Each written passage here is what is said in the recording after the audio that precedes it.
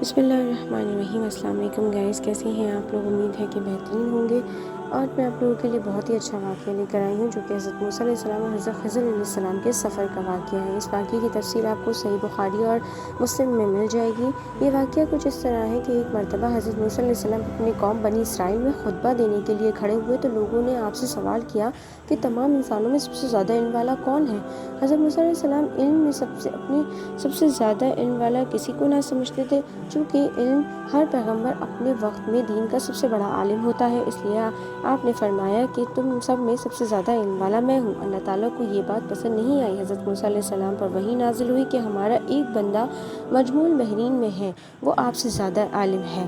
اللہ نے یہ چاہا کہ حضرت موسیٰ علیہ السلام کو علم کے کچھ ایسے گوشے سے روشناس کرایا جائے جو کہ ان کی معلومات کے دائرے سے باہر تھے، تو اس لیے آپ نے فرمایا کہ حضرت خضر علیہ السلام کے پاس جاؤ۔ تو حضرت موسیٰ علیہ السلام نے فرمایا کہ میں وہاں کیسے اور کس طرح پہنچوں؟ تو اللہ تعالیٰ نے فرمایا کہ ایک ٹوکری میں ایک مچھلی لے کر سفر کریں، جہاں وہ مچھلی گم ہو جائے بس وہیں خضر علیہ السلام سے ملاقات ہوگی۔ تو حضرت موسیٰ علیہ السلام نے اپنے خادم اور اپنے شاگرد جو کہ حضرت یوشع علیہ السلام تھے، ان کو اپنا رفیق بنا کر مجمع البحرین کا سفر فرمایا، جو بعد میں خود پیغمبر بننے والے تھے۔ حضرت موسیٰ علیہ السلام چلتے چلتے بہت دور چلے گئے تو ایک جگہ سو گئے۔ اسی جگہ مچھلی ٹوکری میں تڑپ کر سمندر میں کود گئی، اور جس جگہ پانی میں ڈوبی وہاں پانی میں ایک سوراخ بن گیا جس میں مچھلی جا کر غائب ہو گئی۔ حضرت یوشع علیہ السلام اس وقت جاگ رہے تھے۔ انہوں نے یہ عجیب واقعہ دیکھا، مگر حضرت موسیٰ علیہ السلام سوئے ہوئے تھے، اس لیے جگانا مناسب نہ سمجھا۔ حضرت موسیٰ علیہ السلام نیند سے بیدار ہوئے اور آگے چلنے لگے۔ جب دوپہر ہوئی، کھانے کا وقت ہوا، تو آپ نے اپنے شاگرد حضرت یوشع سے کہا کہ مچھلی طلب فرمائی۔ تو انہوں نے عرض کیا کہ چٹان کے پاس جہاں آپ سو گئے تھے، مچھلی سمندر میں کود گئی، اور میں یہ بات آپ کو بتانا بھول گیا۔ آپ نے فرمایا کہ ہمیں تو اسی جگہ کی تلاش تھی اور یہی حضرت خضر علیہ السلام سے ملاقات ہوگی۔ بہرحال پھر وہ اپنے قدموں کے نشان تلاش کرتے ہوئے اسی جگہ پر پہنچ گئے اور وہاں حضرت خضر علیہ السلام سے ملاقات کی۔ وہاں پہنچ کر حضرت موسیٰ علیہ السلام نے دیکھا کہ ایک بزرگ کپڑے میں لپٹے ہوئے بیٹھے ہیں۔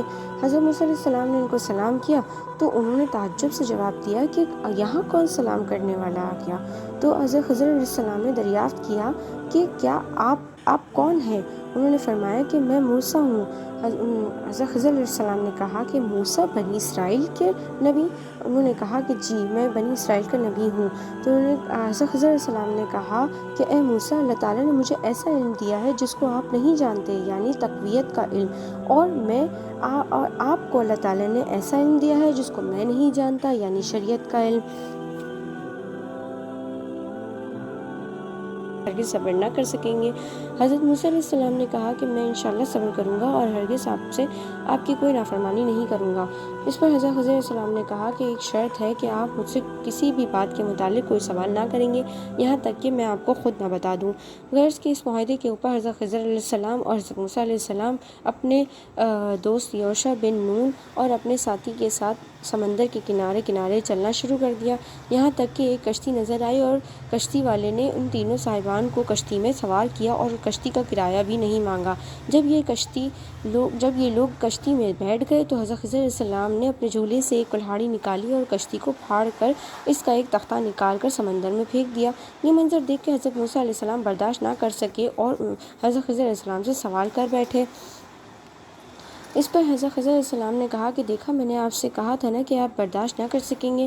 تو حضرت موسیٰ علیہ السلام نے فرمایا کہ ٹھیک ہے، اب میں آپ سے کوئی سوال نہیں کروں گا، آپ اس پر میری گرفت نہ کیجیے۔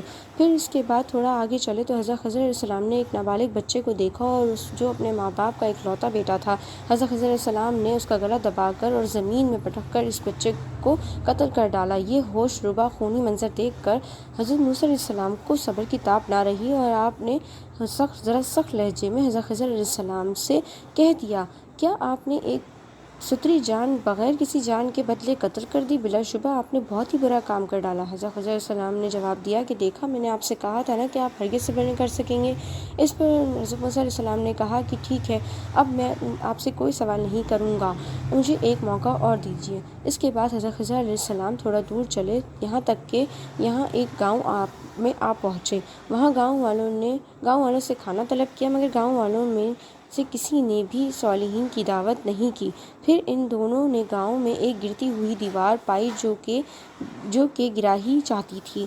حضرت علیہ السلام نے اسم اعظم پڑھ کر اس دیوار کو سیدھا کر دیا۔ حضرت موسیٰ علیہ السلام گاؤں والوں کی بد اخلاقی سے بیزار تھے، یہی آپ کا غصہ آ گیا، برداشت نہ کر سکے اور فرمایا کہ اگر آپ چاہتے تو اس کام کی مزدوری لے لیتے جس نے ہمارے کھانے کا انتظام ہو سکتا تھا۔ یہ سن کر حضرت خضر علیہ السلام نے کہا کہ اب میرے اور آپ کے درمیان جدائی ہے، اور جن چیزوں کو دیکھ کر آپ صبر نہ کر سکے ان کا راز میں بھی آپ کو بتا دیتا ہوں۔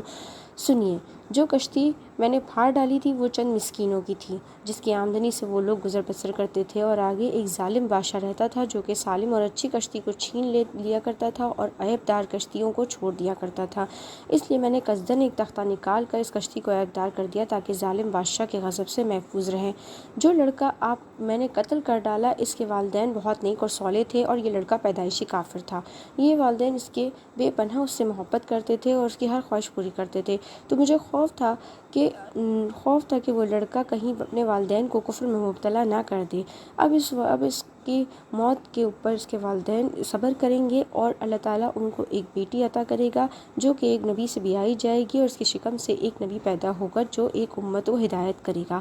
اگر گرتی ہوئی دیوار کو سیدھا کرنے کا راز یہ ہے کہ دیوار دو یتیم بچوں کی تھی جس کے نیچے دونوں کا خزانہ تھا، اور ان دونوں کے باپ صالح اور نیک آدمی تھا۔ اگر ابھی یہ دیوار گر جاتی تو ان یتیموں کا خزانہ گاؤں والے لے لیتے، اس لیے کہ آپ کے پروردگار نے یہ چاہا کہ ان دونوں یتیم بچوں کو جو کہ جوان ہو کر دیوار کے نیچے سے اپنا خزانہ نکال لیں۔ یہ سب کچھ میں نے اللہ تعالیٰ کے حکم سے کیا تھا۔ اب میرے اور آپ کے راستے جدا ہوئے۔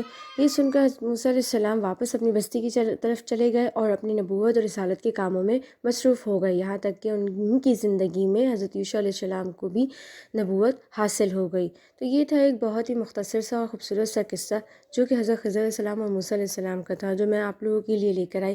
امید ہے کہ آپ کو پسند آیا ہوگا۔ اسی طرح مجھے سپورٹ کرتے رہیے، لائک کریے اور میری ویڈیوز کو آگے شیئر کیجیے اور سبسکرائب کیجیے۔ Thanks for watching. Thank you.